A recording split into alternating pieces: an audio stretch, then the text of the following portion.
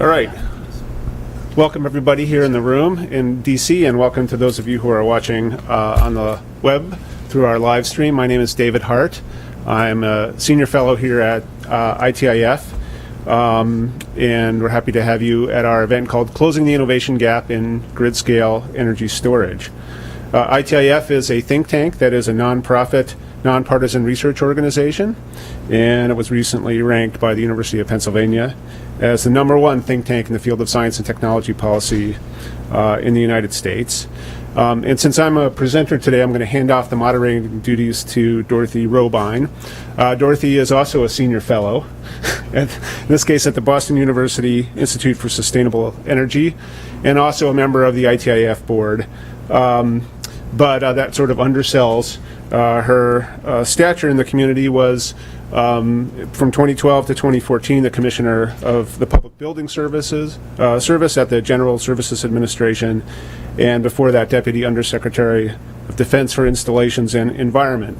So she comes to this topic with a lot of experience, and she will be joining in the conversation as well as moderating, but for the moment I will turn it over to her as the moderator. So thank you, Dorothy. Thank you. I am above all a policy wonk, and this is a great public policy issue. A lot of you are public policy wonks as well, and as policy issues go, this is a really good one, which is to say it's meaty and it's controversial. It deals with energy storage technology, particularly grid level storage, and the question on the table today is, should we be concerned that the market, air quotes, will prematurely lock in on lithium-ion batteries as the technology for grid level storage, leading to adverse consequences, including stranding other technologies that might be better suited for the grid, and other market concentration and adverse trade effects. Should we be concerned about that? The event today is being live streamed. If those of you who are watching it online have comments or questions, tweet them to hashtag ITIF Energy Storage. Let me introduce our panelists, and then I'll describe the agenda quickly. First of all, David Hart. Bill, are you going to speak first? Okay, I'll do it in order. Bill Bonvillian is a lecturer in the MIT Department of Science, Technology, and Society, and also MIT's Political Science Department. A lawyer by training, Bill spent 17 years as the legislative director for Senator Joe Lieberman. He is legendary for having mentored scores of AAAS fellows and other science fellows who were lucky enough to spend their year in Washington in Senator Lieberman's office. He followed that by a decade as director of MIT's Washington office. He just published a book, his third in 10 years. It's an MIT press book on advanced manufacturing and public policy, written with Peter Singer. David Hart, the co-author of the paper that we're going to be talking about today. I neglected to say that. We're focusing today on a paper by David and Bill. The paper is available on the back table, and it is being issued today in conjunction with this event by MIT's Energy Institute, MITI, and it's available on MITI's website. David Hart, as he said, is a senior fellow here at ITIF, where he works on issues related to energy innovation. His day job, he is a professor of public policy at George Mason University and director of its Center for Science, Technology, and Innovation Policy. His most recent book, also MIT Press, Unlocking Energy Innovation, co-authored with MIT's Richard Lester. David has written a series of ITIF papers and reports on energy innovation that I highly recommend, on topics ranging from ARPA-E to large energy demonstration projects. One paper in particular, Rescuing the Low Carbon Energy Transition from Magical Thinking, is a policy tour de force that should be required reading for anybody interested in energy or innovation. Next, we have David Bradwell. David is the co-founder and the chief technology office of Ambry Incorporated, a startup in the Boston area focused on grid-scale energy storage applications. He is the co-inventor with Don Sadoway of Ambry's liquid metal battery technology, for which the company has received more than $70 million in funding from ARPA-E and Bill Gates, among others. David received the prestigious TR35 award from Technology Review, which is given annually to the world's top 35 innovators under age 35. And then finally, Frank O'Sullivan. Frank is the director of research and analysis of MIT's Energy Initiative, MITI, and co-director of MIT's Electric Power Systems Center. He's the lead author of MITI's 2011 Future of Natural Gas study, the 2015 Future of Solar study, and he will lead MITI's upcoming Future of Energy Storage study. Former McKinsey consultant, he is also a senior lecturer at MIT's Sloan School of Management. Now, just quickly, the agenda for today: David and Bill, or Bill and David, in that order, will present their paper. David, Bradwell, and Frank will comment on the paper, and I'll make a few remarks about the relevance, DoD's, the Department of Defense relevance to this issue. We'll have some crosstalk among the panelists, and then we'll open it up for questions. That part of the program should begin around 2:30. Again, for those of you watching online, send your comments or questions to hashtag ITIF energy storage. Bill.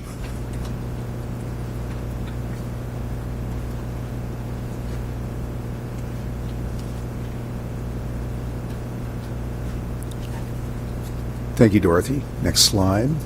And next slide.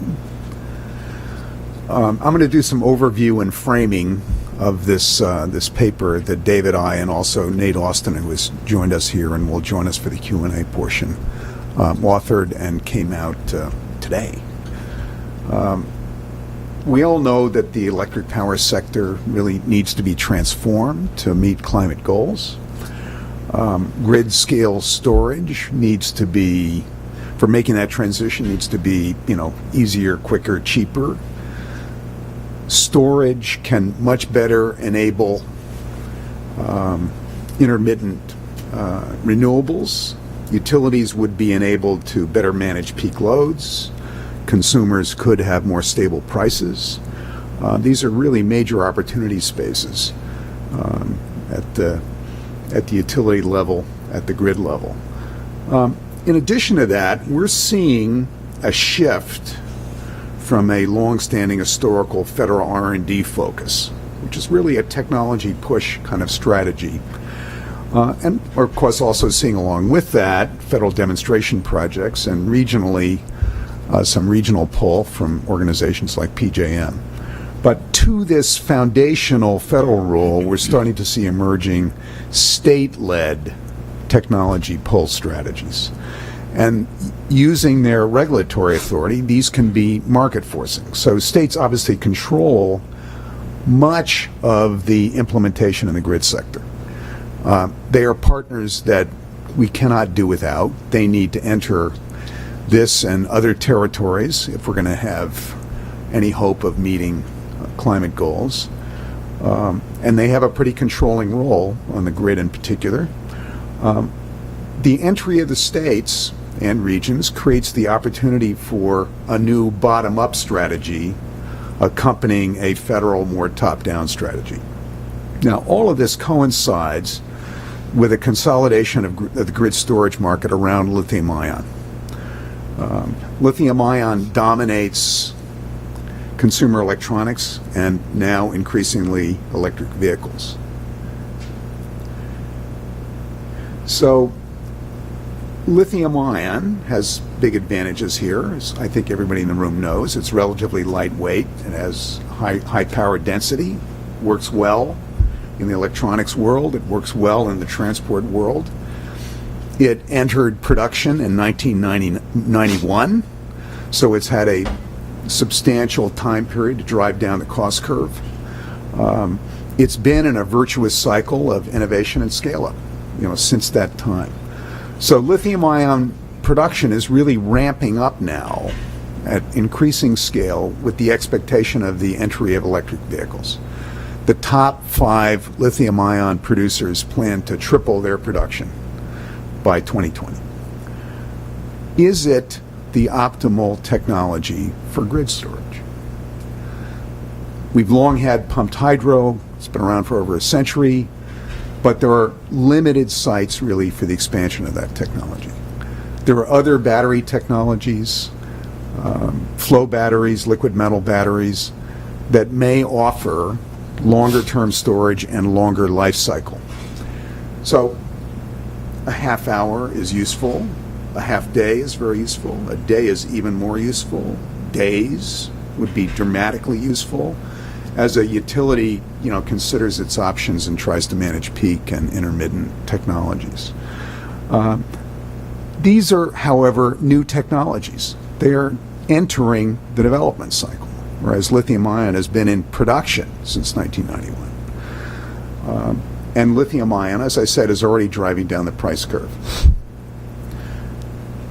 So lithium-ion has a big first-mover advantage. It can engage in price cutting because of its scale to dominate the grid storage market. Will we have what's known in the science and technology policy lingo and economics lingo, will we have technology lock-in? Historically, in market situations like this, a dominant technology will emerge. Think the Microsoft operating system. That technology will tend to dominate, it will accelerate, it will drive further innovation and further price efficiency, and further expand its own adoption. So technology lock-in can be very beneficial. It can speed the adoption of new technology. It can break through what we can call legacy sector barriers. The grid is a legacy sector. Legacy sectors dominate the economy. Historically, they resist technological innovation that is potentially disruptive of their economic and technological models. Thomas Edison would have no trouble recognizing today's grid, right? This is in a long-established, complex sector. Storage could be disruptive of this grid legacy sector, and it could assist in improving the status, improving the entry of lower carbon technologies. So there's potentially beneficial sides here. Next slide. But there are risks around technology lock-in. So an alternative interpretation is that if lithium-ion locks in as a dominant technology, this risks excessive market concentration.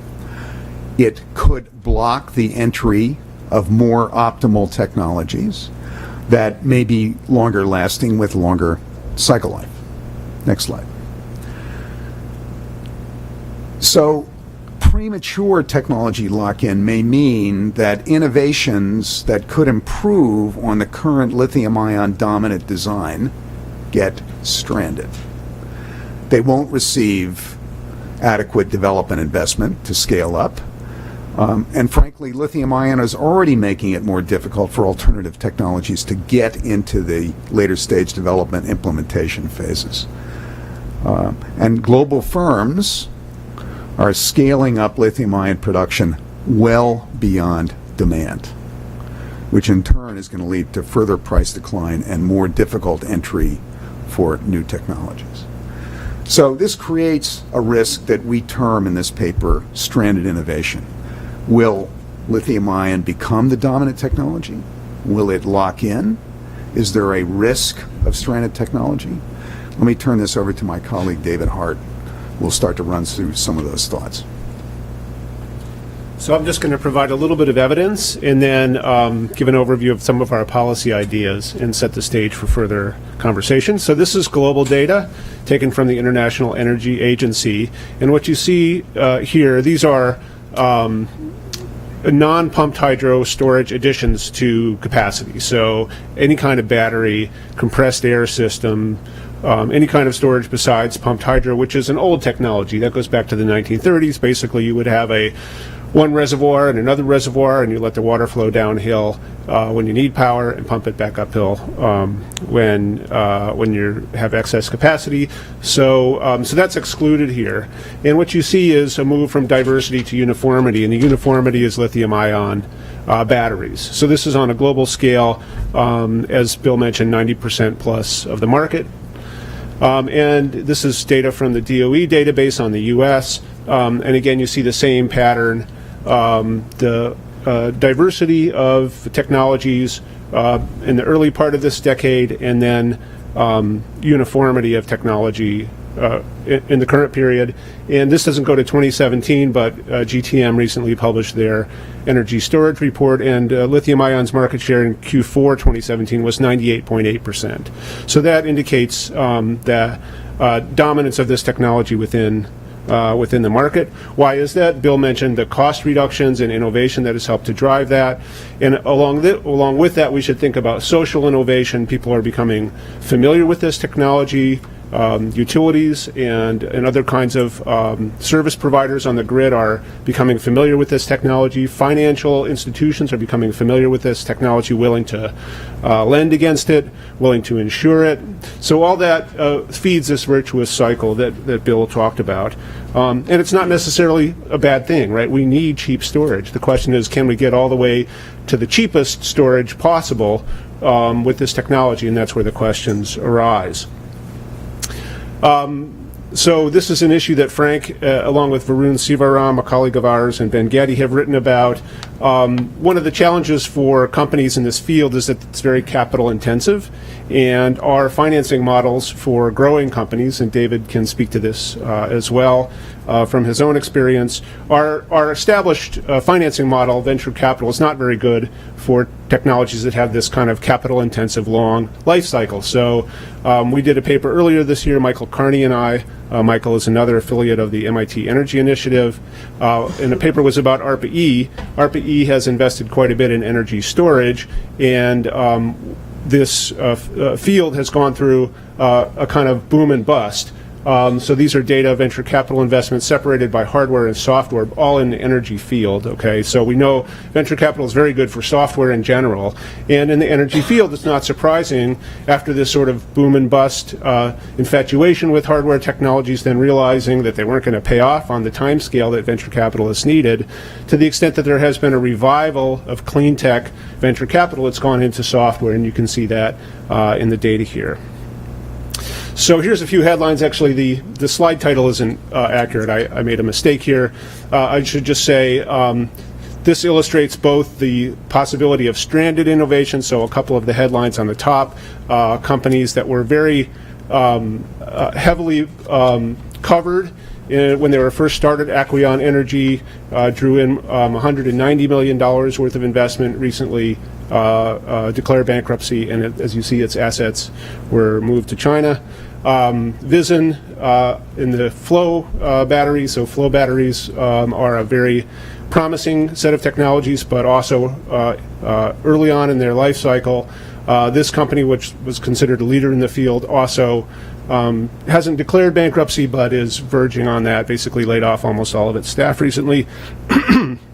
Alivo is a different story. It's a lithium-ion company, but this might illustrate the other risk of lock-in, which is market concentration. So we see companies going out of business, both from the lithium-ion segment as well as the non-lithium-ion segment. And it also includes big companies. Bosch is mentioned here.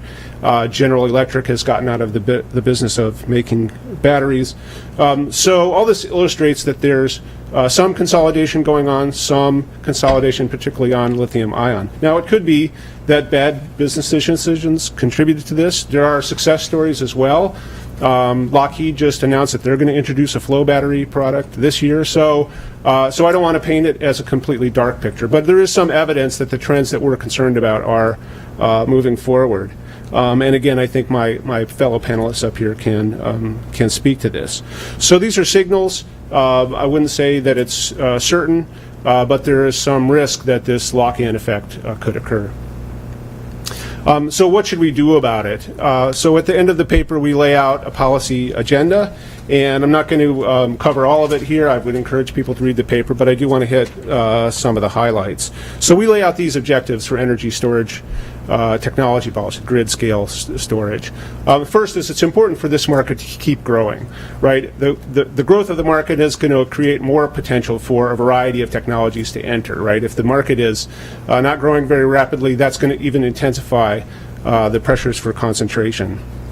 And that's closely related to this notion of diversification, and this figures very heavily in our policy suggestions with regard to how to avoid lock-in, that it would be important to create and sustain niches in which alternatives can sustain themselves. Third objective is to try to make sure that the system is open to new technologies as they come in. This is the notion of sort of a plug-and-play system. As new technologies enter the market, they should be compatible with the technologies that link them to the system. So there's an interface, usually a software interface, that has to connect to the larger grid system. And if one company kind of controls the whole vertical connection, it's possible to link the technologies and make it difficult for new vendors to break in. We are supportive of the notion that the public sector should continue to invest in R&D, so keep generating new possibilities. Storage technologies are very diverse, and the more possibilities we have, the more likely we'll find a technology that's going to achieve the kinds of objectives that we want. And then the last refers to the global competition, and here we have in mind particularly the story of solar panels, which I don't think we've mentioned yet, but our kind of analogy that we build in the papers between the early days, or the kind of scale-up days of solar power in the U.S., when the Chinese government and provincial and municipal actors in China pumped a huge amount of money into solar panel factories and essentially wiped out almost the entire rest of the world's industry. And this has been in the news recently because the administration has imposed tariffs on solar panels. And that's the most recent chapter in a long-running story. But the outcome of that story is that almost all of the world's solar panel manufacturing is in China. And the concern is that this storage sector could repeat that experience. So I'm not going to go through all the policy recommendations, but let me just hit a couple of highlights. So these are ways that we might achieve the objectives that I just laid out. I'll just mention, well, storage R&D, we've seen some good numbers in the fiscal 18 budget, which was just settled, and I'll shout out to my colleague Colin Cunliffe. He and I just released a very detailed report on the DOE energy R&D budget, so there's some details in there on that.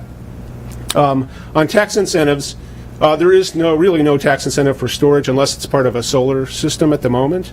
But also, this tax incentives are not very well designed generally in the clean energy field. They don't necessarily privilege maturing technologies. They sometimes reward mature technologies, and we see that in solar right now. So if there's going to be a tax incentive for storage, it should be designed to support these emerging technologies. Then on the right-hand side, these are policies that both federal governments and federal agencies and state governments can both contribute to. And perhaps the most important one, I think, is demonstration projects. As Bill mentioned, utilities are quite conservative. They want to see the technologies proven in practice, right? What are the cost parameters? What are the performance parameters before they are actually going to invest? And demonstration projects are a crucial way to do that. And we see the states moving forward in this regard. We did hold a workshop in December, and I see a number of familiar faces in the room who participated in that workshop. The paper, I should be clear, does not represent a consensus of the workshop participants. There was a debate, and Frank and David were both there and can speak to some of the questions that we debated there. But we heard at the workshop from Judith Judson, who's the Massachusetts Commissioner of Energy Resources, and they've rolled out a really interesting and diverse portfolio of demonstration projects. New York is doing demonstration projects. So the states have started to step up. We've seen demonstration projects as well from federal agencies, and Dorothy may be able to speak to that. So this is maybe the most important area for alternative technologies to lithium-ion to prove themselves, and we encourage that to continue and to expand. And I also want to reference the report that came out from the Clean Energy Group this week, which is also on this a number of these same themes. They're a really excellent report, thinking about public facilities, especially at the municipal and state level, where these kinds of demonstration projects could proceed. And then the last set of policies are focused on state and regional actors. And here we have probably the most controversial proposal, which is this notion of setting aside some stub targets. So if many states, in addition to doing demonstration projects, have set targets for storage, just as they did with renewable portfolio standards over the past 15 or 20 years. And you may recall that when those standards were first put forward, the concern was that solar power would not get any share of the renewable set aside, that wind was the cheapest. Now, this may sound like ancient history. It's only 10 years ago, right? Wind was by far cheaper than solar. So what many states did was to create a carve-out within their renewable portfolio standard for solar to allow solar to grow. And so we are proposing here that states might consider that. And this was quite controversial at the workshop, and we had a debate about it. But I think it's a worthwhile considering.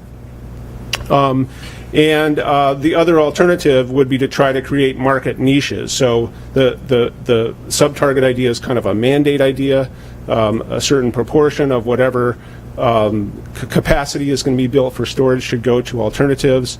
The alternative of creating market niches is a little bit harder to conceive of, but there were a number of participants in the workshop that advocated that, and try to build markets where the particular characteristics of alternatives to lithium-ion technologies would perform better. So these might be long-duration products that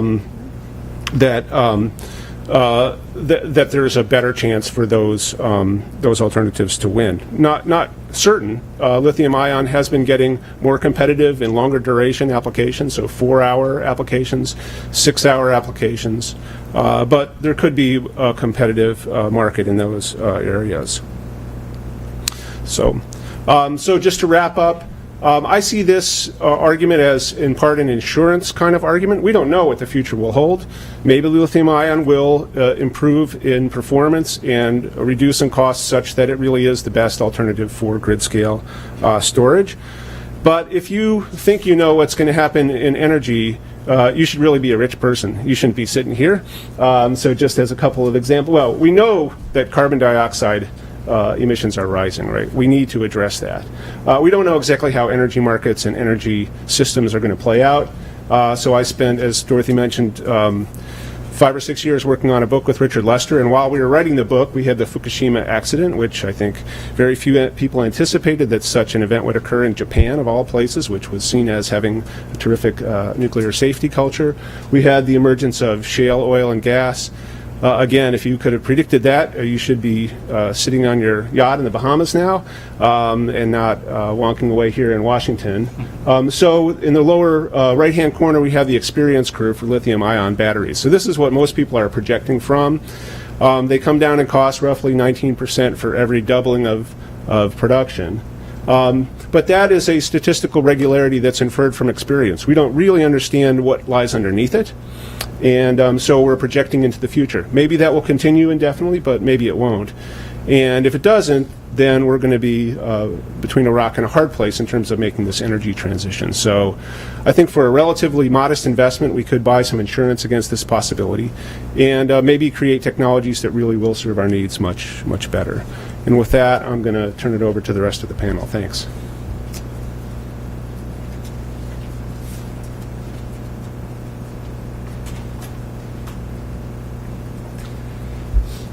Great. So thank you for having me here today. My name is David Bradwell, Chief Technology Officer and co-founder of a company called Ambri, which is working to commercialize a liquid metal battery technology that I worked on as a graduate student at MIT for about 4 or 5 years, and then spun the company out. It's been a fun journey, challenging journey at times, especially with what's happened in the lithium-ion space over the last couple of years.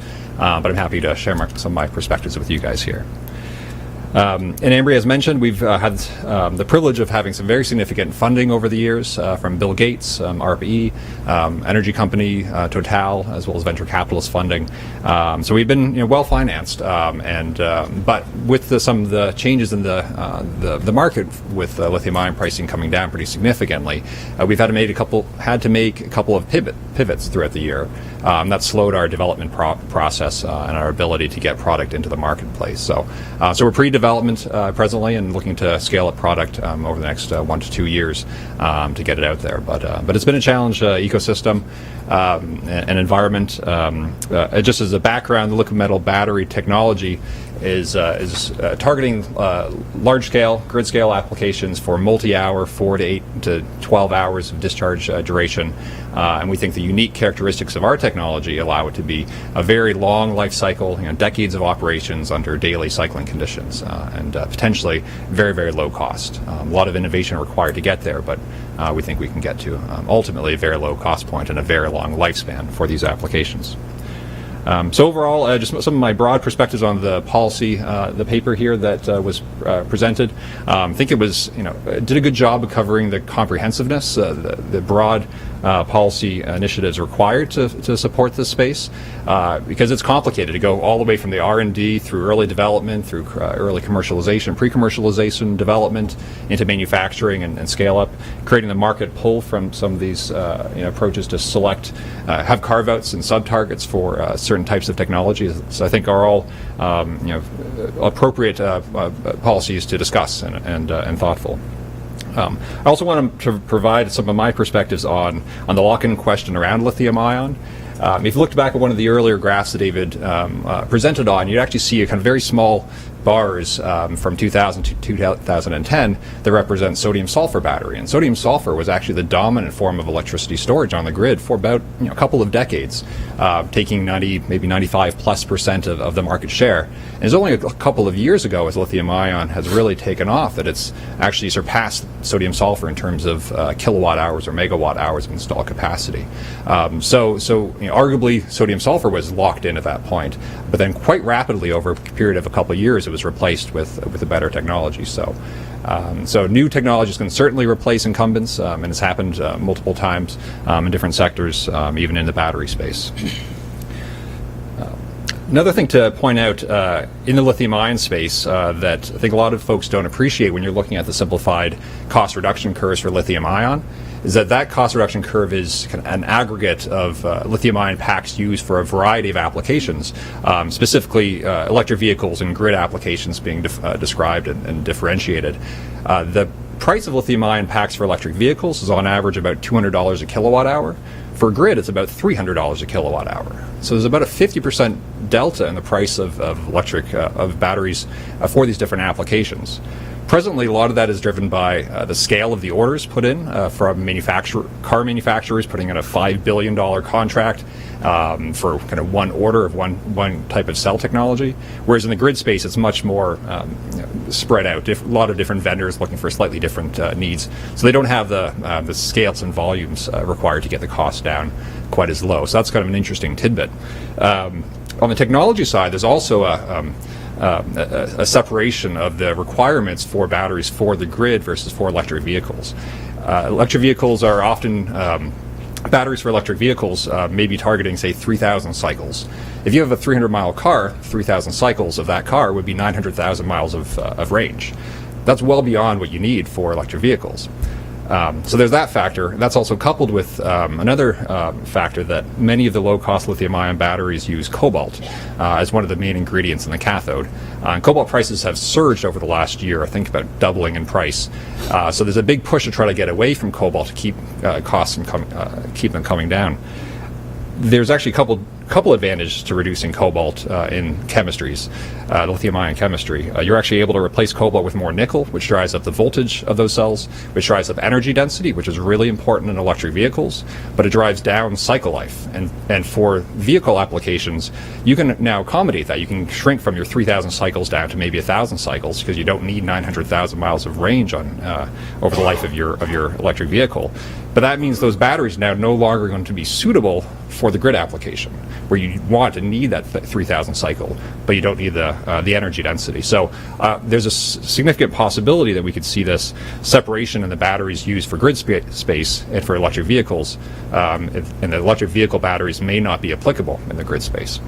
So I think, as David mentioned, an insurance policy type approach, that there are real scenarios that are out there that that have lithium-ion not meeting the long-term demands for grid space. Some other things that were touched on in the paper was a suggestion of the longer duration storage, and that's certainly where new technologies can be more differentiated.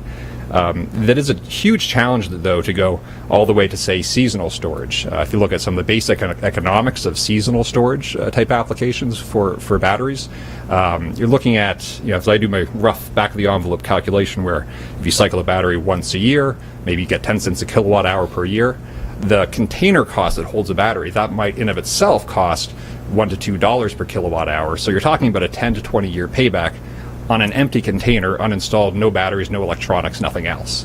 So those sort of applications where you're looking at one cycle a year or very few cycles a year can be really, really challenging from an economic standpoint. So any policy and selection criteria for technologies for those sorts of applications need to consider some of those system level cost modeling and economics. Some of the specific policies that were proposed, just a couple quick comments related to some of those. One of the pains that we feel as a pre-commercial company, still in the development phase, out of the R&D phase, is the desire to have beachhead applications. So lithium-ion was able to scale in the electronic space, which are small cells, individual cells in many cases being deployed, and that's much easier to get systems like that out and product like that out. Whereas when you're talking about grid-scale storage, these can be literally millions of cells that have to work with extremely high reliability. So those sort of beachhead applications are really important in this space. One of the sources of funding for such beachhead applications might be SBIR grant funding. Companies like ours are not eligible for SBIR grant funding because of the equity financing we've attracted over the years. So that's something from a policy perspective that I'd like to get some input on and perspectives on, ways to help fund companies that are in our general space that could benefit from things like SBIR grants. I think those are most of the thoughts I had. Welcome further discussion in the panel portion. Thank you.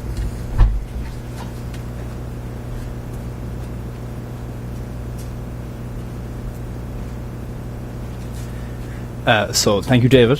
Thank you, the other David, and you, Bill, too, for the invitation to come and to reflect a little bit on what is, I think, an excellent piece of work. So congratulations on that. So I'm Frank O'Sullivan from MIT's Energy Initiative, and I'm very much involved in what I would describe today as this dynamic surrounding the changing power system in general, and in particular then the role of energy storage within that context. And so my remarks are going to kind of focus on that, the role that storage has within this changing system. You could start, by the way, reflecting on this particular paper by asking the question, does storage really matter? Right? We've run a system without much advanced storage, at least for a long, long time, relatively effectively. The answer to that very clearly is absolutely. Not just from the point of view of carbon and the integration of renewables, but just simply from the utility that we can achieve now by having deployable, scalable storage options for integration into the grid. It really represents a profound broadening of the toolbox that is available today for supporting the cost-effective, efficient delivery of electricity services. And so it is a very, very important topic regardless of the carbon issue, I would argue. The need for a rapid transition towards much lower carbon, of course, then adds impetus, I think, to the focus on storage. Now, where we are today, with respect to storage, as the other remarks have stated, is of course in a situation where lithium-ion is the dominant paradigm, and frankly will likely remain so for the medium term at least. I certainly believe that's the case. And, we've discussed this question of technology lock-in and how we're perhaps at that point already. It's quite useful just to reflect on how that has come about. So the global battery market last year, ballpark, was about 530 gigawatt hours of storage, so batteries. Lithium-ion batteries were about 70 gigawatt hours of that. Lithium-ion batteries for stationary applications were about 2 gigawatts of that. So this is really a de minimis role in the broader storage space today. Many of us in the power sector, sometimes we get shocked when we actually see this scale. But the rollout and the kind of evolution of the cost of lithium-ion today is really kind of supported by this much bigger machine that's kind of pushing lithium-ion, of course, for electronics and the growth in that space, but increasingly and more rapidly for mobility. And therefore, when I just stand back and reflect on, what the machine is going to yield in terms of storage options, it's very difficult to see options that aren't lithium-ion being brought to the market without thoughtful policy action, and I want to reflect on that for a moment. The first issue that we really have to contend with, and I think David brought it up, was the fact that when we look at the concept of storage, it really isn't just one technology. There are a plethora of applications out there with very differing needs, technical specifications, economic envelopes within which they fit, and so on. And therefore, it's only natural to say we should be trying to bring a portfolio of technologies to the table that can most effectively address those needs. So I personally, and perhaps particularly coming from the academic side of the house, do believe that it is very, very important indeed that the United States, at the federal level, through our longer-term R&D support mechanisms, focuses on advanced storage and the broad range of advanced storage options that are out there. Because certainly by investing in that kind of suite of technologies right at the kind of fundamental and basic level, we will at least give ourselves a chance to, in the future, kind of realize the potential that some of the technologies that are not yet to market could yield. And in fairness, I think that within the Department of Energy, for example, there is an appreciation of that, and I think it's just important that we maintain momentum in that respect. I also do believe that it is very, very important indeed, obviously, that this be a relatively technology, or at least that there be a kind of an open-mindedness with respect to the technology types that are being supported. And in many respects, really, it is only entities like the federal government that can kind of support that broader range of activities. The second issue, though, that I think is, really very challenging is that question of bridging from the bench, where Dave was, a decade or maybe less ago, through initial demonstration, pre-commercial demonstration, kind of small-scale commercial demonstration, to the point where we can see deployment and ultimately bankability.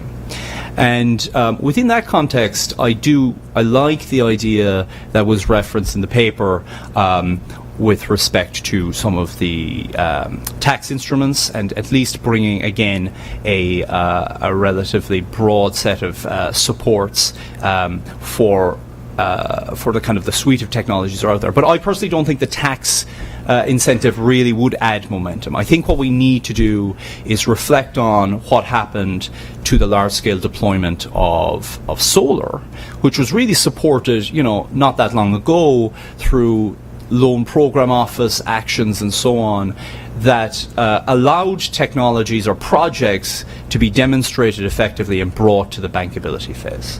Now, the Loan Program Office has its critics, and I have looked at it and I have some issues and so on, but I do think we need some thinking at the federal level as well with respect to how we can support the financing, the pre-bankable projects that really have potential, allow them some room to breathe, and again get us hopefully to the point where they can be banked, and that will of course help scaling. The other issue, though, that I think we have to keep in mind is that for storage in particular, the the states matter, and in particular the states matter given their role in regulating electricity. And I worry there today, actually, as to how the integration of storage and the realization of the value, the theoretical value that storage can offer the systems, how that is actually going to be enabled or disabled by state level action at the Public Utility Commission level and so on. Recently we've had FERC's 841 order to the ISOs to try and go and bring some coherence to the integration of storage at the wholesale market. That's to be welcomed, but we have no resolution whatsoever yet about how at the interface between the wholesale and the distribution systems the potential value of storage be managed there, the control, the ownership and so on. I don't yet have the answers, I can assure you, to that particular question, but it is going to be an important question, I think, in the medium term for revealing the real value of storage and supporting the deployment of not just lithium, but I think providing a framework and a market opportunity for some of the other technologies, because until we get to a point where we have a kind of more sophisticated structure and framework in place for realizing the real value of storage and allowing some creativity around business models and so on, you're going to, I think, find yourselves in a situation where procurement continues to be extremely conservative. It's going to be dominated by lithium-ion, which, by the way, will continue to have a very attractive economic envelope and so on. My final comment on the paper was you guys have a technology carve-out kind of proposal. I'm conflicted about that, right? Because there is no doubt that storage needs to be appreciated as not one thing, but actually a range of different types of products with different kind of technical envelopes and commercial envelopes. But at the same time, I do fear the particularly at the state level, the idea of individual states and individual policymakers within the state saying we are going to carve out a particular application or a particular opportunity for one form of technology or another, simply because I think, you know, if we have a bad outcome, which you hopefully won't have, but you almost certainly will have, that might actually be 2 steps backwards rather than delivering the 1 step forward that we actually wanted for the technology. So that's just a little bit of a few reflections from my point of view. Again, congratulations on the paper, and I look very much forward to the discussion. Thank you.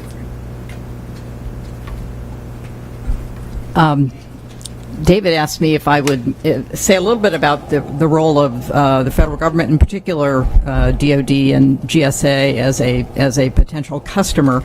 And there's a familiar refrain. I end up saying this at most of these ITIF energy events, which are often the discussion tends to be rather DOE centric. And usually from the audience, I'm making the point that don't forget about the Department of Defense. It's the single biggest energy user in the country, if not the world, and it has a history of technological leadership, and particularly in the energy area, among others. So think about DoD's role here. So let me make 3 quick points. And first, just my standard spiel. DoD, I think, is the greatest engine of technological innovation ever devised, and a lot has been written about this. John Alec, who was my mentor at OTA, and a number of you have worked with John, has probably said it best, and I think it comes down to above all, the fact that DoD is developing technology that it then uses. So it has supply and demand under one roof. No other federal agency has that kind of tight connection between its R&D activity and the mission of the agency. National security serves as a disciplining function in the Department of Defense, much as profitability does in a corporation.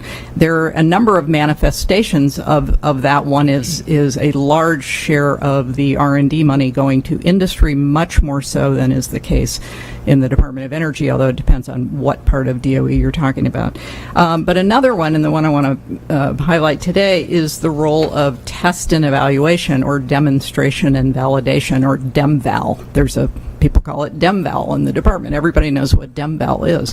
When in order to have that tight connection between the mission, the operator in the field, the trigger puller, and the technology developer, you need to be constantly testing and evaluating the technology. So that role of test and evaluation and DEMVAL is very, very deep in the culture of the department. Second point I want to make is that even in areas where the Department of Defense is not funding R&D, where it's not doing the technology push, it can still play a very powerful role in terms of demand pull as a very sophisticated customer, an early adopter of new technology, and a potentially large market for the technology. And this is the role that DoD is playing, particularly on the facility side in the energy area. That's because of DoD's huge footprint. So it has 500 military bases, fixed installations, as opposed to the forward operating bases. They're located all over the world, but largely in the United States. A lot of them are like small cities in terms of their scale.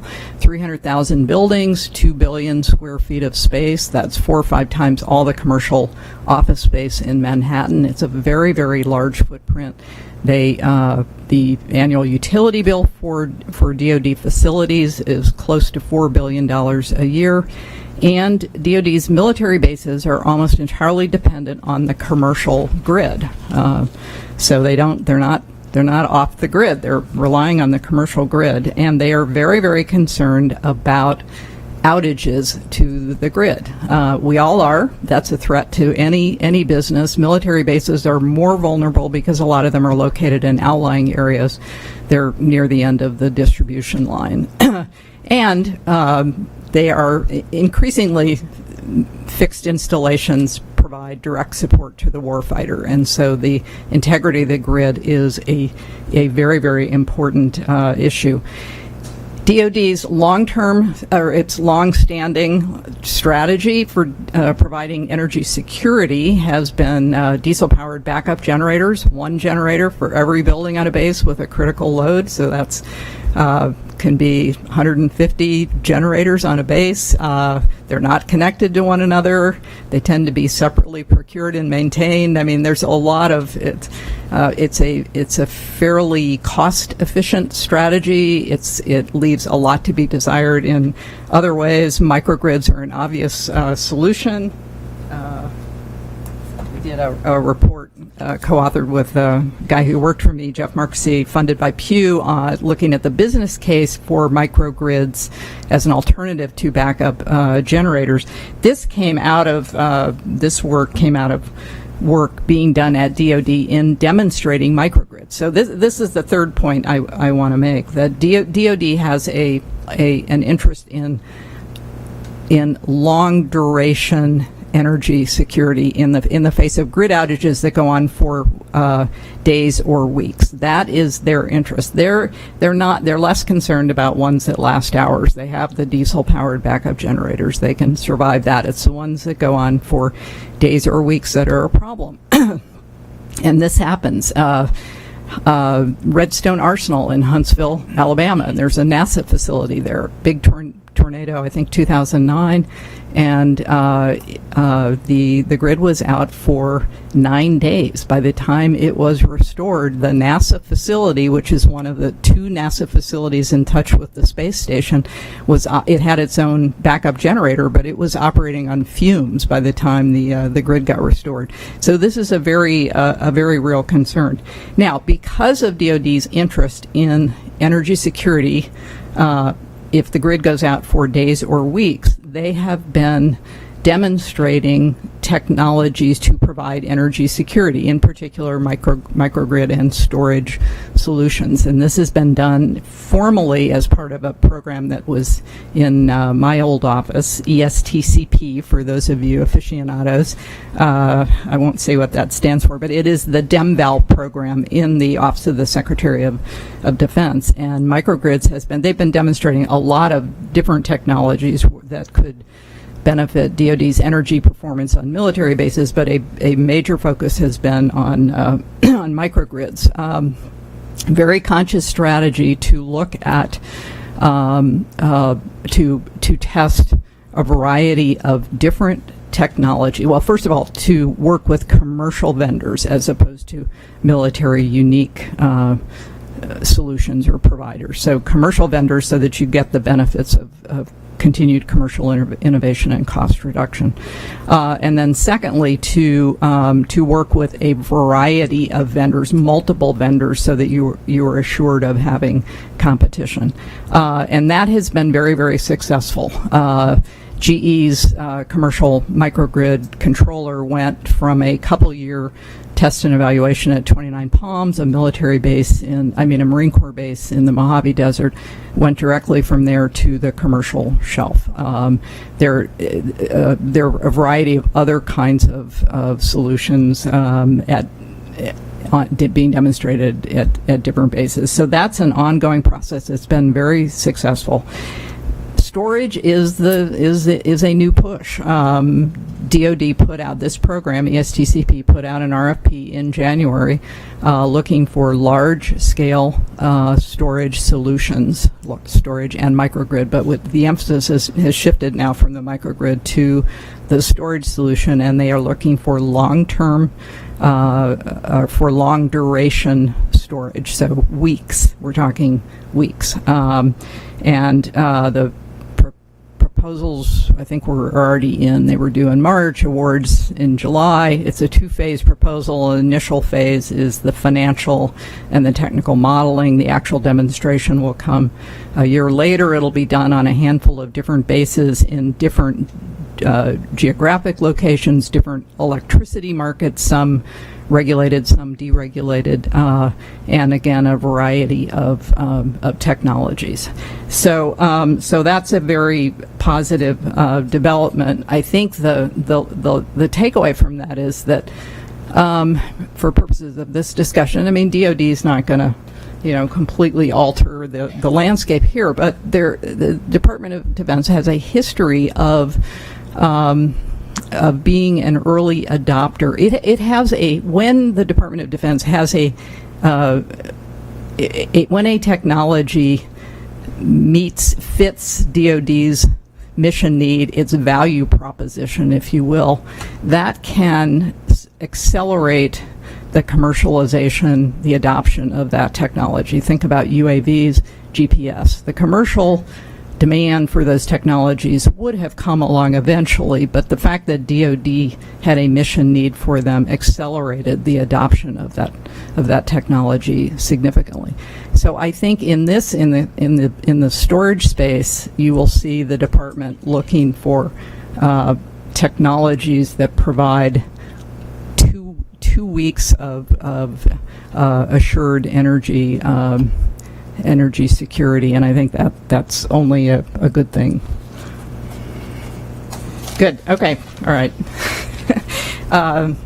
So I think we're going to talk among ourselves now. Let me switch to down here. Why don't you two respond to Frank and David? Sure, Frank. You made a series, I think, of key points here, and the reminder to all of us that the critical role of the U.S. Department of Energy and the Department of Defense, remain very real and very viable. But if we're going to actually have technology innovation, somebody's got to be working on the innovations, and that remains an absolutely crucial space. For continued evolution of technology advance. So, I think that's a particularly critical reminder. We can become enamored of a bottom-up model, but that model in many ways is enabled by a top-down approach and an historical federal government kind of role. So keeping that alive, well and healthy, I think is, a very key reminder to us. And David, let me respond to your many good points. I think that I think in some ways you're kind of validating a lot of the kind of underlying concerns in this paper. I note that there's a growing potential major imbalance between supply on the lithium-ion side and demand. So there's a McKinsey report that predicts that production capacity in 2020 will be 2.5 times larger than demand, and demand will not catch up until 2028. So in the enthusiasm of welcoming electric vehicles into the realm, we are pushing capacity way beyond what even the demand of the most optimistic assumptions on EVs might be. So the possibility here of real oversupply and dumping is profound. And will we play out again the same scenario that we played out in solar, which in turn left a whole series of very promising solar technologies kind of stranded? So I think, your reminder of what some of those realities are as you face them on a daily business basis was a good one. David. Yeah, I'll just say briefly, I think you put your finger on a critical issue, which is how the state and federal roles in regulating the electricity market are going to impact this technology. And that is a super difficult problem. And I guess my thought, for argument's sake, is not to let the perfect be the enemy of the good. So a lot of people hate renewable portfolio standards. They are pretty inefficient. In the end, auctions were instituted in many places, and they were better and cheaper. But renewable portfolio standards got us started. And so I guess that's kind of my image, is it's an imperfect tool, but in this really contested, confusing jurisdictional space, it kind of works. And so that's why I put it forward. I would love to see a market solution, but I just worry that it's going to take us forever to get there. And by then, I'm sorry, but David and his friends might be out of business. And that's what we're trying to avoid, right? So what we want to avoid is this capacity that we've started to develop. So through RPE and other kinds of early stage support, that capacity gets destroyed, or worse, that it migrates elsewhere. And I do think we see some signs of that, that there are investors in other parts of the world who are interested in American technology, and they're going to buy it up and take it home. So that would kind of add insult to injury. So that's the kind of solution that I'm thinking about. Not that we want to, we like you to get rich, but we want you to get rich on your own. So we don't want to make you rich with the federal dollars, but we do want to at least keep you on life support. Except for Dorothy's dollars. Well, I'll let Dorothy speak to that. So, but I think your points are very well taken, and it's a super tricky business because the value of storage is very dependent on location and time, and so it makes it difficult to plan for. I guess a question for you, Dave. How would you imagine that carve-out working for Ambry? There are no other liquid metal battery company providers, so is it explicit? Like, would we lobby and get explicit grant just for us? I think we'd have to say that it would be for alternatives, and I think this is a difficult issue, exactly how you would define alternatives to lithium-ion, because there are advanced lithium-ion chemistries that are also unproven, that also offer great opportunities. So I don't know exactly. Wind and solar are more distinctive, and I don't recall exactly what the language is, but I think the language would not be specifically for liquid metal, but it would be for a broad suite of alternatives that have not been proven in the marketplace to some level, and that's kind of for the PUC to write it out and have a notice and comment process, and get all the good input that you would need to write something like that. But I see it as kind of maybe two buckets, the proven bucket and the unproven bucket. I guess one other part of the challenge of that, which I think we would benefit from, and therefore it might be a good decision. But the unique characteristics, companies like us would benefit from it. One of the challenges in this space is that what we're really trying to differentiate is on cost. It's $1 per kilowatt hour, or more complicated, lifespan cost over many, many years. And so other unique attributes like higher efficiency and other, fade rate that plays in. But from a cost perspective, it's hard to prove that out and select a technology that will be at a lower cost before you get there. You don't really know what your costs are going to be until you get to the scale. So because that's the unique attribute you're trying to promote, it adds more challenge to it. I think the idea is we're allowing for higher cost. Like the idea is, like, if we just went on cost, it would be the established incumbent that's going to win. So we want to create this space for potentially, maybe in the long run lower cost, but for the moment higher cost. Well, I guess that's you want to fund technologies that have the capability Exactly. long term to get low That's cost. right. But that's also hard to know. That is upfront. true. That is true. Yeah, and we're going to have some failures, so I'm less afraid of it. To put on the devil's advocate hat here. So, Bill, for example, on the solar front, I don't care that X, Y, and Z. So, from a climate point of view, I certainly don't care. The build out, and what's more, even on the trade issue, I'm not quite sure why I'm worried about a foreign state, for example, willing to subsidize low-cost electricity for me to add value to in my economy. But I think there's an interesting tension here that we have to kind of balance.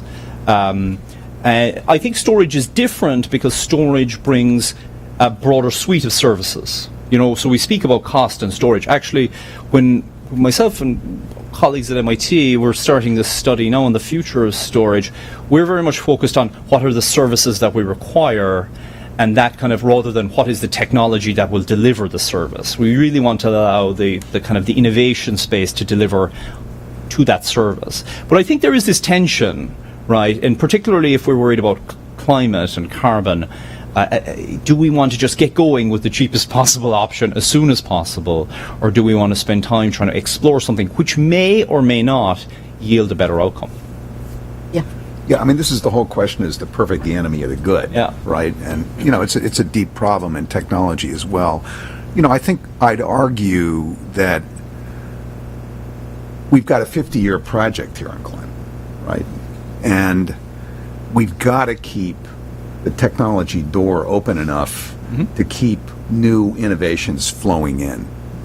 If we lock in and we preclude innovation advances that will significantly, improve performance, indeed, over an extended period of time, we've got to keep that door open for those technologies. And this is a huge problem for the U.S. We tend to lock in, and we have not figured out, good mechanisms to kind of think through technology advance and ensure subsequent entry, where they're appropriate.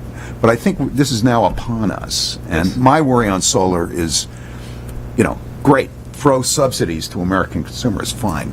But I worry that a suite of advanced solar technologies is just not going to see the light of day. And then similarly, I think there's a real risk on this storage side, particularly since the needs of transport are really quite different than of grid. And, the more enduring the storage, frankly, the greater suite of options the utilities have, I think, as we all recognize. And I'm not sure that the current technology pathway is going to get us to that. But that's really where we need to be if storage is going to really play a role in carbon change. I don't think any of you have mentioned FERC. Did anybody mention FERC today? Frank Did you covered mention that, but Frank? we should have mentioned it, yeah. So the Order 841, FERC order opens floodgates for energy storage in wholesale markets, and then the recent 845 opens the door a little wider. I mean, it seems like FERC is going to play a huge role. Well, I think certainly, Federal Energy Regulatory Commission. No, that's true. Yeah. The nascency of the storage kind of solution, and crucially, the complexity of what it can deliver is a big challenge for us right now. So, each of the RTOs until recently had their own approach and were allowing or disallowing storage to participate in various ways. I think 841 is a very positive approach at providing some guidance, at least, as to, a solution that will be reasonably holistic. And I think all of the RTOs are going to come back and, so it will begin to define the business of storage at the wholesale level. Where I'm particularly concerned, though, is that, a battery today really needs to do a few things to earn a crust, right? This concept of stacking and so on, right? And that tends to tread on some of the kind of artificial institutional boundaries that exist within the regulation of electricity, particularly in the restructured markets. I think we're going to see energy storage, regardless of the technology, make a lot more progress faster within the vertically integrated markets because of the capability of the planners within those markets to take a holistic approach and say, I now have this bigger toolbox. I am going to use it appropriately. Whereas, in our restructured markets and at that interface between the RTOs and the distribution utilities, you have a situation where a distribution utility could certainly reduce its capacity costs, for example, by having a storage option available and being able to control it. But you have stakeholders in the wholesale market saying, can't do that because you're going to move the price at the node, which is true. And so, it's not just a technology revolution. I think we need a revolution with respect to the kind of the regulatory framework for electricity in order to kind of fully realize the value that storage allows. We need to open it up, but I will just say I would have loved to sit in on those interdepartmental meetings that you're going to be on with the economics department at MIT. Yeah. When you're president. This is already a hot topic. Yeah, absolutely. I told David this would make a great Kennedy School case. Yeah. Or it could be a Harvard Business School case. We want to bring Nate Austin up here for the next round. Yes, and Nate is a co-author of this and did tremendous work for us on evaluating, in particular, a lot of the technology options. Thank you. Nate hasn't gotten his due, so I do want to also thank him for his contributions to the paper and make sure he's recognized. So for those of you online, again, it's hashtag ITIF energy storage, and we'll take questions from folks here now. Henry. Excuse me. On lock-in that hasn't come up, and that is that there's a growing interest in recycling automobile batteries for grid applications. So maybe the grid storage people are not competing with new batteries, but with a flood of old batteries. And I don't know if this is a real and present danger, or whether you've looked at it. So I think it's out there, and I think people as the stock of electric vehicles go. Well, let me just explain a little bit for folks who aren't as familiar. So, the electric vehicle batteries they need to provide a lot of power in a short amount of time, right? So you want to start and stop. I should say start, not stop, at a stoplight or something, and so that service erodes relatively quickly, but the battery still has a lot of life in it. So when you get rid of your EV, then the batteries are potentially useful for the grid. And so I do think it's out there. It's probably a constraint on the market for alternatives. At the same time, it is an argument in favor of lithium-ion, I think, to the extent that we can get more value out of that asset. So I do think it figures in. We didn't actually incorporate it. It would be a good thing to add to the discussion.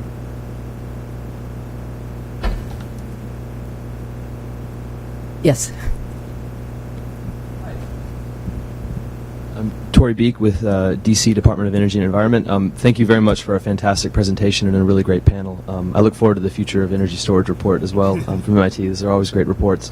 I'm intrigued by this notion of value stacking, which you hear thrown around a lot in the discourse, but it sort of is hard for my mind to kind of conceptualize how that will actually play out in practice. Of course, this is going to play out over the next 15 or 20 years, but I'm wondering, as the system changes and likely becomes more dynamic, we're going to need probably the whole suite of value stacking services available. How should we guide our thinking about developing a more dynamic and integrated system, but also how to set up markets or policy supports for the various value stacks, especially when certain technologies can handle several of those value streams? I'll just speak briefly and let maybe somebody else wants to speak to it. But I think California is the place to watch right now, so they're actually trying to implement it. But I think the question of this boundary that Frank brought up between transmission and distribution is really one of the challenges, because some of the services are provided at one level and at another level, and it may be that the regulatory authorities won't cooperate enough. But clearly, you have to have a system that can make sure that the storage devices aren't promising to provide this multiple services at the same. That's the basic problem, and that's going to require further cooperation. But I think it's going to take some experimentation to figure this out.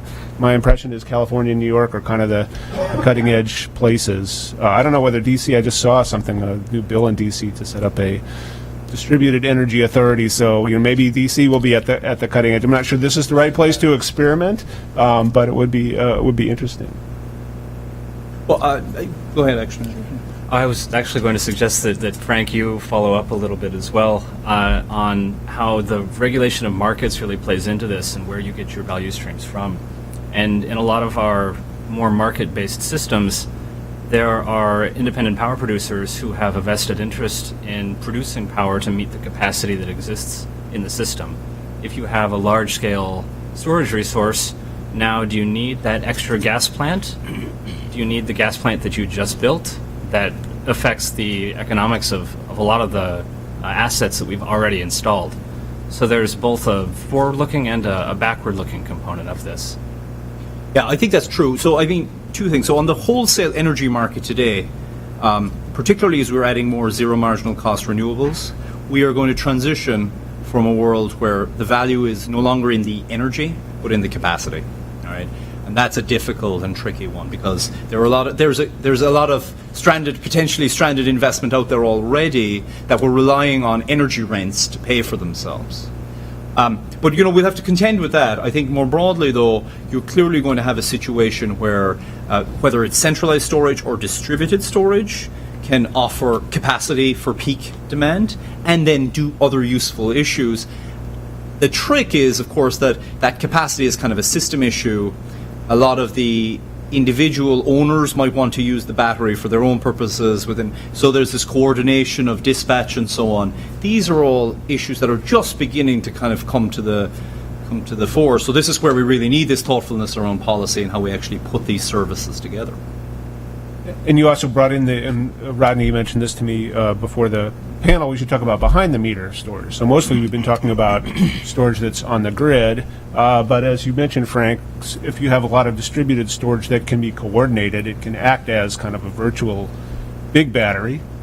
And that means also not just the distribution level and the transmission level, but also the customers coordinating. And I do think we're going to need a lot of regulatory and business innovation to get to the point where we use these assets, maybe not optimally, but at least in a reasonably sensible manner.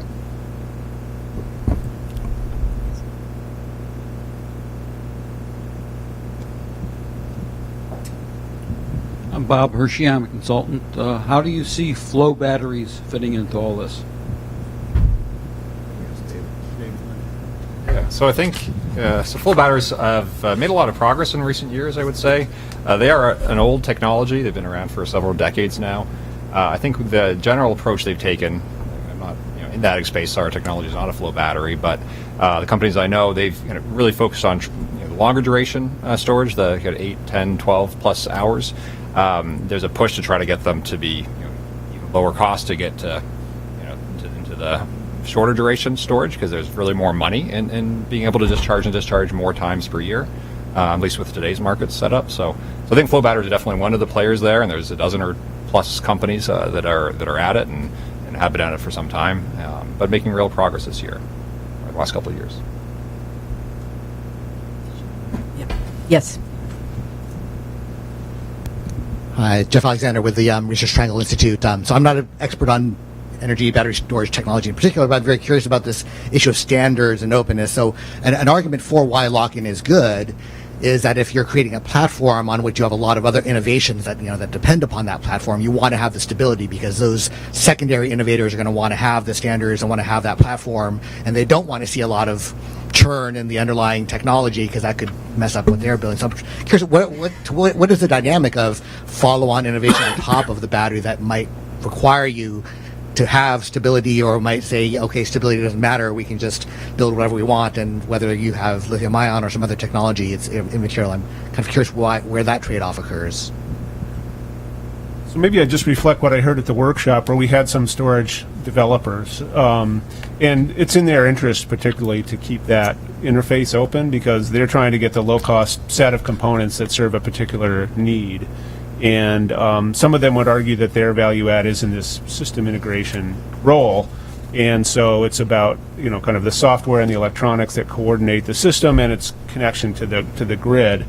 And so the idea here is, rather than vertically integrated companies, you have sort of modular, and you have system developers, and then they're buying components from whichever company offers the best fit for their product. And I think my impression is that some of the Asian competitors would prefer a more vertically integrated kind of structure and tying the components together. And that's really what that recommendation is relating to. But it does require basically industry to get together and create these. I don't think this is something that the government can do. But what is the forum for doing this? Is it a standards? Are there standards organizations that will decide this, or is this a commercial decision? I think it's government coordinated bodies. So there's a couple of kind of coalitions, and NIST plays a role in this. I don't know whether DoD is playing in this area, but and maybe you guys know more about it. But kind of industry groupings that are aided along by a little bit of government push. Yeah, I mean this too struck me as a huge issue.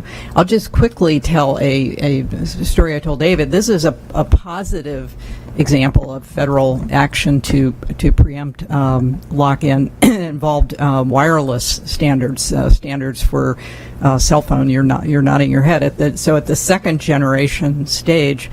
The Europeans consciously locked in, on something called GSM. I forget what that stands for, but that was the technology that their companies had developed, and they were marketing all over the world, and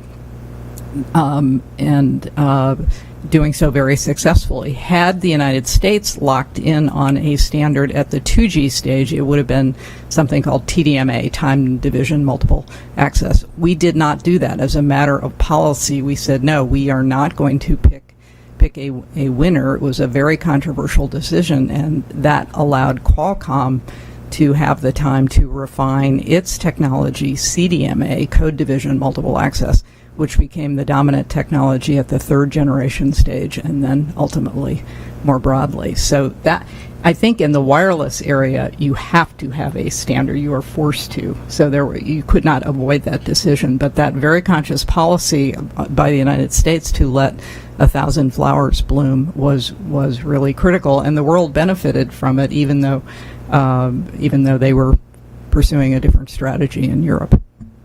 I can just have a comment. Yeah. So, this you have to decide on whether there should be input on how far the standards go down into the battery. As some examples, the battery management system.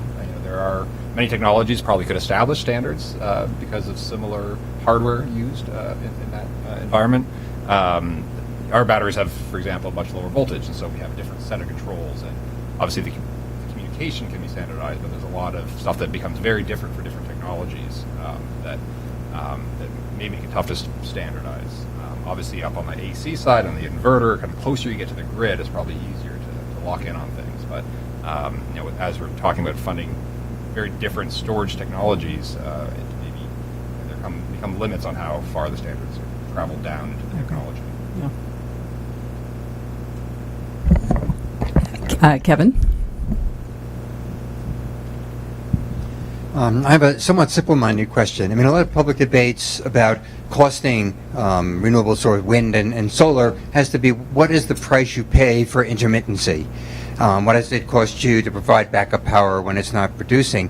And I wonder, realizing that this is a very complicated system, but is there any way to estimate exactly how much storage using the current technology adds to the kilowatt-hour price of wind or solar generation? Is it 2 cents a kilowatt-hour or 6 cents a kilowatt-hour? Or is that a calculation that simply doesn't make any sense when you're talking about trade-offs with sunk costs and all the other things? But has anybody tried to put a figure on what the added cost of storage is for renewable sources? Well, let me just make a point up front, Kevin, and others can elaborate here. Storage is potentially a big benefit to consumers, right? In other words, utilities now have to build out to manage peak load, right? If they can level off those peaks, then they have to do a lot less build out, significantly less build out, right? So their overinvestment in a suite of energy producing technologies that they use, 5% of the time during a week or a month, that's a huge capital cost and exposure problem for them. So it is to their benefit and correspondingly to consumer benefits to start moving storage into the system. And obviously storage is a long established, accepted management approach in many sectors, right? So we obviously do this in food, and that's why we have silos, and that's why we have reservoirs, and we just haven't technologically been able to do this in energy yet, but it's potentially a big benefit to consumers. aside from this question of managing the intermittency of renewables. So there's an underlying positive. But let me let some of my other colleagues jump into this. Well, just yes is the answer. People carry out studies of that issue all the time. And I'd agree with Bill's comment. There's great potential for cost reduction by having storage because it can do other things for you along with providing peak hour capacity. So in Massachusetts, for example, 1% of our hours make up 8% of our total cost, right, in ISO New England, actually. And that's because those machines are doing nothing else other than earning a living by hanging around. And so if you can take advantage of storage's other kind of utility on those off hours, you're in good shape. I mean, you obviously have to take the cost of storage to the point where, and we're working towards that. But we're rapidly arriving at a point where today, at the centralized level, storage will begin to play a role, and I think the future for peakers is pretty bleak indeed. Actually, you can just talk to GE about that. Actually, they would agree. So this is the kind of the impact, a very beneficial impact. I would say one other thing though that's important. Along with storage, when we speak about storage, there are other solutions, particularly with respect to renewables, and one is just better integration of our grids. So we have a lot of we have many control areas in the United States, along with the RTOs. There are probably another 90 with artificial barriers. Effectively, we have the wires, but the wires aren't allowing the power to flow geographically as efficiently as we could. So in California, with their energy imbalance market experiment, for example, they're demonstrating that along with having storage in terms of a box on the system, if you better integrate regionally, you can also mitigate some of these challenges with respect to renewables. So going forward, we're in a situation where storage is not some specific panacea, but as I said, it is going to play a big role in kind of reimagining how we run the entire system and adding that flexibility that we need.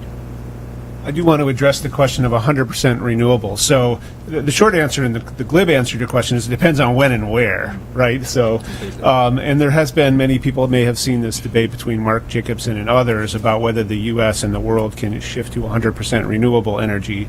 And many bills are now being offered to that effect in various states around the country.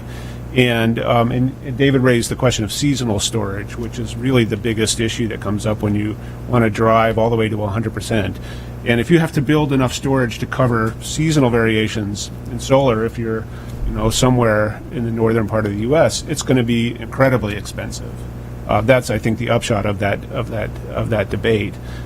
So there are various layers to that question, and there's no question that at the moment, for many of the bids that are being offered in places like Arizona, solar and storage together are cheaper than the alternatives. And I don't know exactly how much which one adds to the cost the most, but together they're competitive with dispatchable power systems. But if we're going to 100% renewables, then at least at the moment, until we have some really, really good solutions that nobody knows what they are yet, not even liquid metal batteries are going to be a solution. For this really long duration need, that's, if you want to build batteries to cover that, you're going to be covering the whole, I don't know if the state of Massachusetts or some very large amount of area with batteries. California would love that, though, so it's fine. Yeah. No problem. I guess following up on that point, I have seen some studies that have looked at the amount of curtailment that happens as you get to deeper and deeper levels of penetration. That have talked about, I think I read one report that talked about 6 terawatt hours of electricity spilt out of California at 90% penetration of renewables, something in that range. But it feels like that's actually a fairly small cost compared to the cost required for storage to support that level. Might be okay with curtailing a significant amount of renewables, because that actually might be the cheapest solution for you. Any other questions? Can I ask one more? No. Okay, one more. Okay, all right. Okay. This is not a yes or no question, so maybe. But it feels like we're having a technology discussion when, and the 500-pound elephant in the room or gorilla in the room is China trade. It's a trade issue, and I mean, wouldn't we? So, how much of this is really about China? Yeah, definitely part of it. There's no question about it. I mean, look, China's given the directive, to move to electric vehicles, and that's a very dramatic and important step. And accompanying that, it's going to have to become, big battery production. And China understands industrial policy and has every intention of dominating, future battery technology, as they have come to dominate with solar PV. So we're dealing. There's no question about it. We are dealing with an industrial policy approach that's going to confront, U.S. more open market traditions, and we're going to see how it plays out. We had an interesting glimpse of what that could be like in the solar side, and we may get, there may be a comparable story which has its benefits, as Frank pointed out, in terms of consumer costs, but runs risks in terms of the evolution of optimal technologies. So it's going to be a very interesting story. The really major increase in all the major lithium-ion battery companies are expanding their capacity, and we're getting down to a smaller number of producers simultaneously that can really operate at scale. But the other side of that story is that what's the rate of entry of electric vehicles versus the production capacity in lithium-ion batteries, and it looks like they're going to be out of sync for some time, and that runs a significant risk of dumping and lower level of prices that prevent the entry of inevitably and higher cost technologies as they have to drive down the price curve. So it's an old and long-term story, an industrial policy strategy versus a more open market strategy. Good. Okay. Thank you very much for coming. Terrific discussion. Great paper.